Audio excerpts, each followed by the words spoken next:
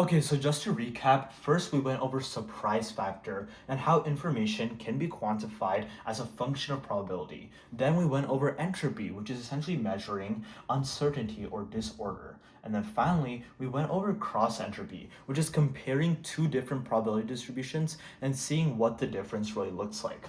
So let me just expand on cross entropy just a little bit with this scenario over here, okay?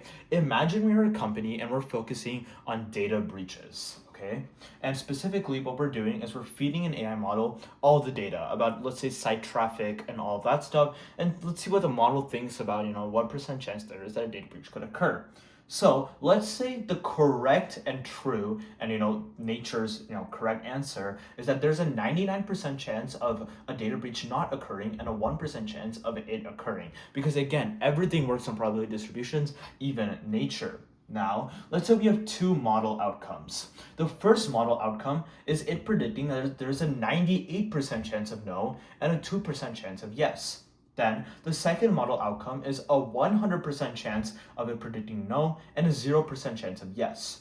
Now, if you compare both of these scenarios to the correct actual probability distribution, we see that both of them have just a difference of 1, right? 99, 98, 1, 1, 2, 1, 199, 1, and 0, 1, 1, right? Both of these outcomes have a difference of 1. So technically, if we just, did a very simple, P minus Q, right? Or Q minus P, right? To find the difference. And again, Q meaning the model's predictions and P meaning, the true and correct predictions or probabilities. What we see is that it's not going to work, because think about it. With the second scenario, we have fully ruled out the possibility of a data breach occurring. While in the first scenario, honestly, that's not even bad. It's pretty close and that's not going to cause us much harm. And there's still a possibility of a data breach occurring.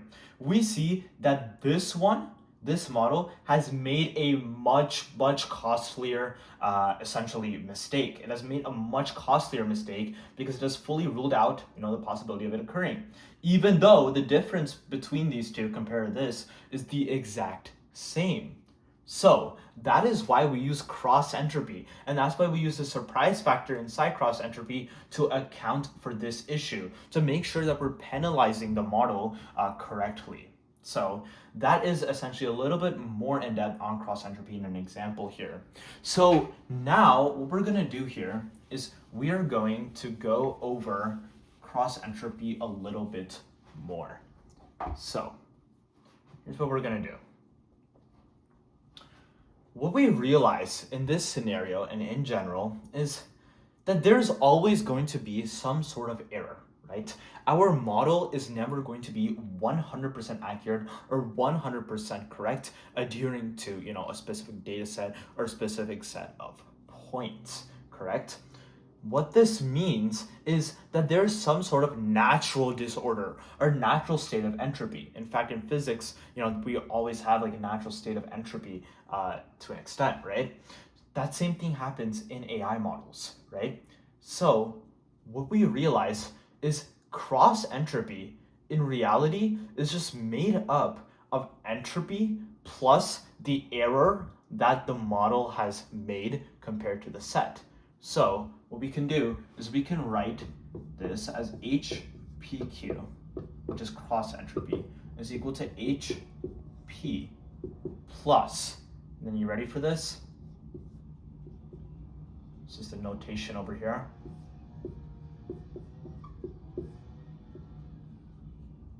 Like so.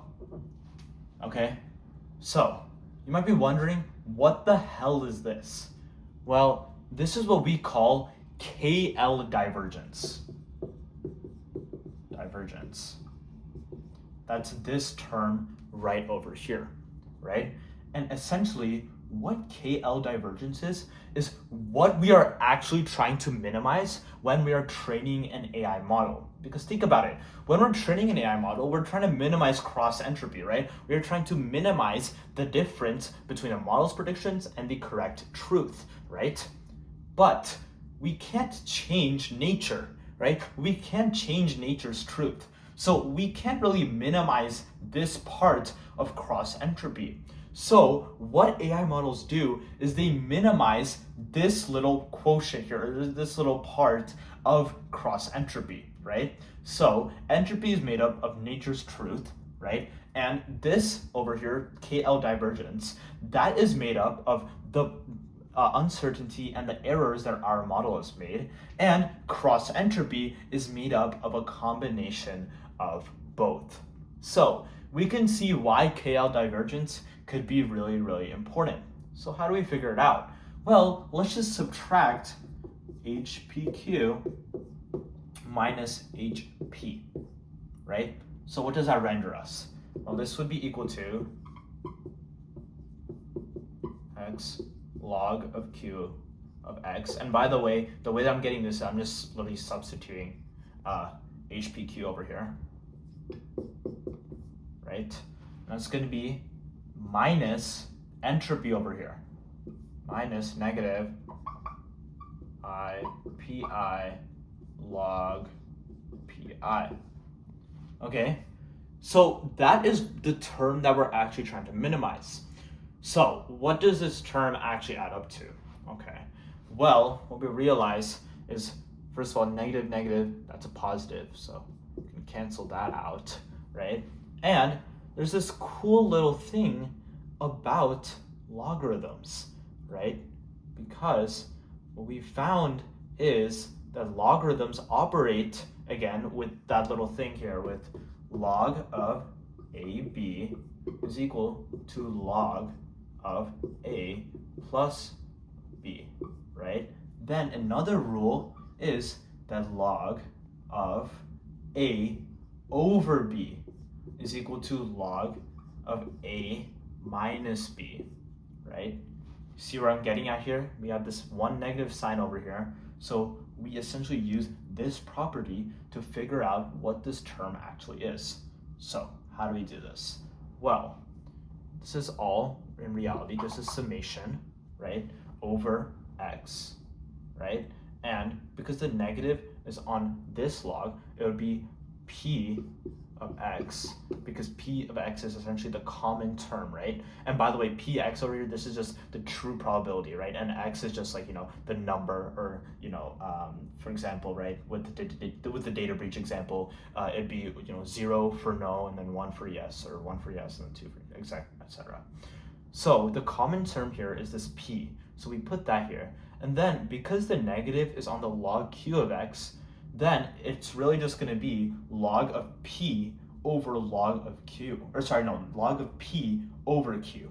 That's what we have over here. So we can write it like this. Log of p x over qx. Right? And that's exactly it. We're done. That is KL divergence. And that is extremely, extremely fundamental to machine learning, because this is exactly what we minimize.